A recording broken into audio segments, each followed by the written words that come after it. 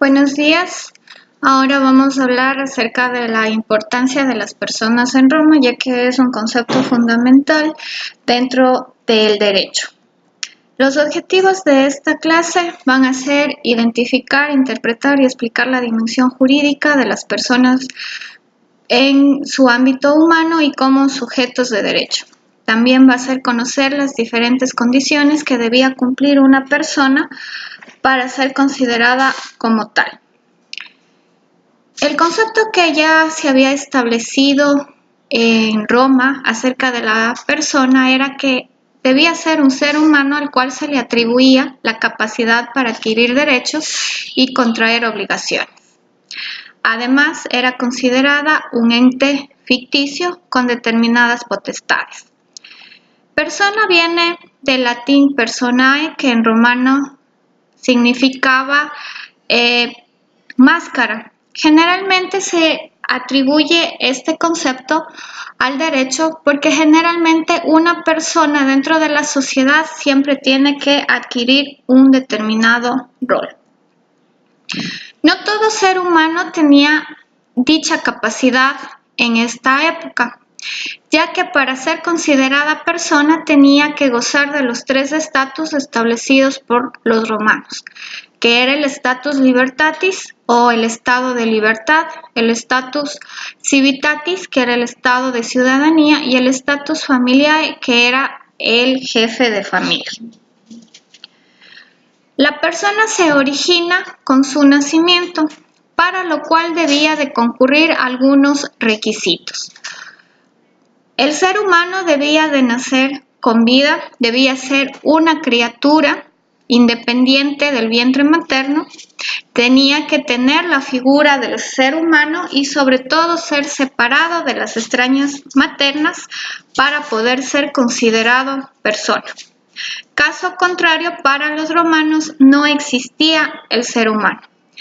Este derecho generalmente era fundamental debido a que si una persona era considerada como tal, tenía ciertos derechos y obviamente obligaciones. Caso contrario, no existía para la sociedad romana.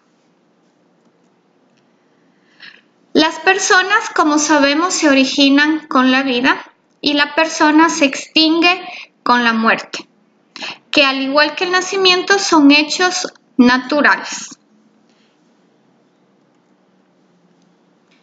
Los tres estatus otorgaba al individuo la plena capacidad jurídica, es decir, que tenía la aptitud legal para gozar de derechos y obviamente ejercer sus obligaciones. Según Savigny, es la capacidad de obrar o de hecho o la facultad de obrar. Además, si una persona no era considerada o no tenía estos requisitos, era considerada incapaz. Causas por las cuales se modifica la capacidad.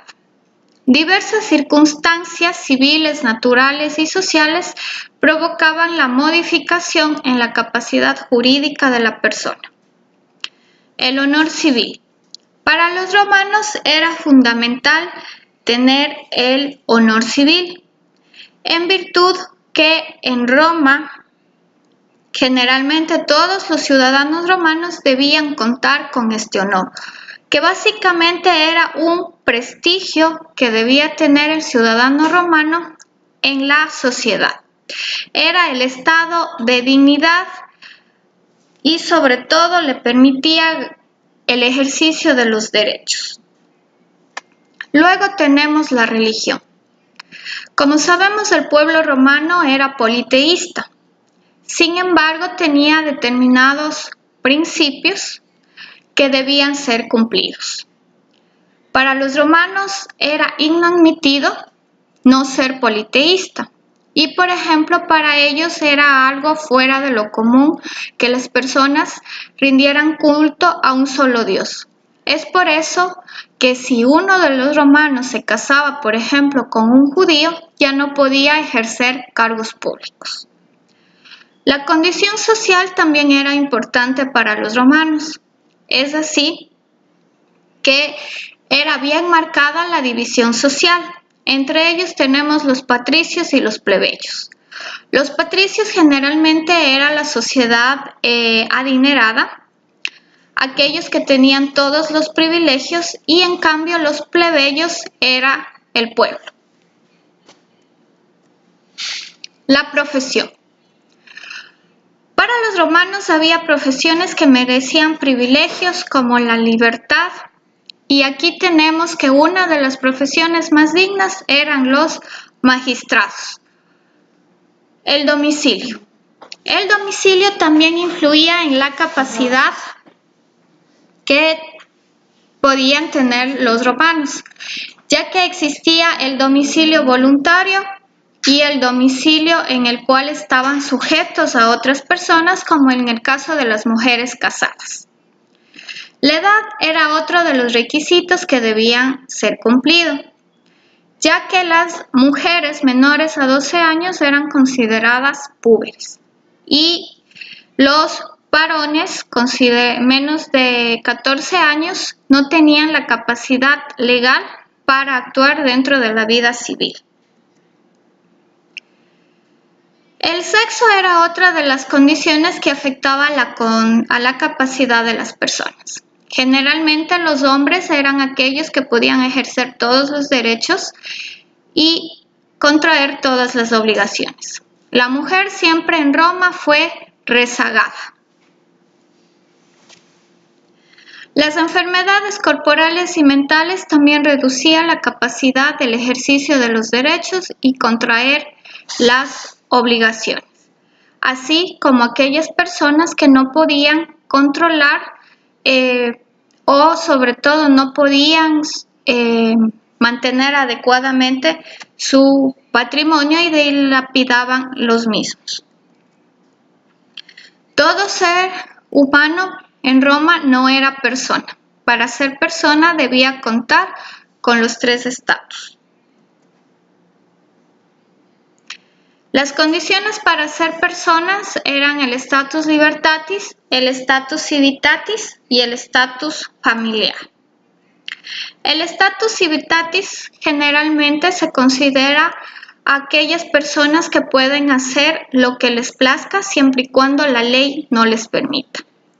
Los esclavos son todos aquellos que están bajo el poder de un hombre libre y se extingue únicamente por la voluntad del dueño o por disposición de la ley. Causas de la esclavitud.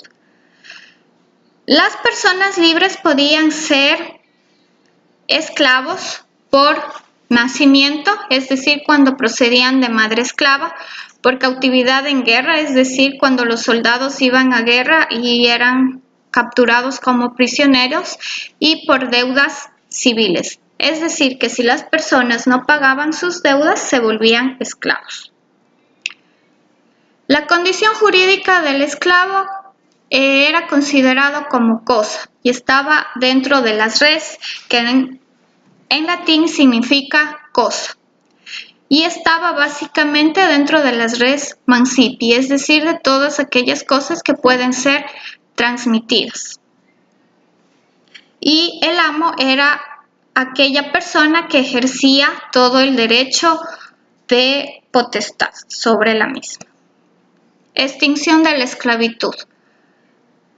La esclavitud se extinguía por un acto voluntario del dominus o dueño, y obviamente había 2 formas, la solemne y la no solemne. Las manumisiones solemnes generalmente son 3. Manumicio vindicta. Era un proceso ficticio de reivindicación de la libertad del esclavo que se celebraba conforme al ritual. Acto realizado ante un magistrado, el esclavo y un tercero. Es decir, que se necesitaba la presencia de un testigo. Tenía el nombre de vindicta justamente porque al esclavo era tocado con una varilla denominada vindicta, en el cual se le concedía la libertad. La manumitio sensu era cuando un esclavo era liberado a través de su inscripción en el censo.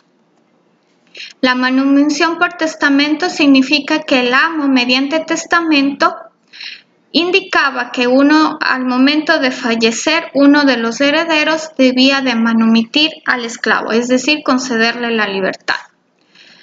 Luego tenemos las manumisiones no solemnes, que son los modos no formales de conceder la libertad, como la sola declaración del amo ante la presencia de los amigos mediante una carta dirigida y también admitiendo como si fuera hombre libre en la propia misa.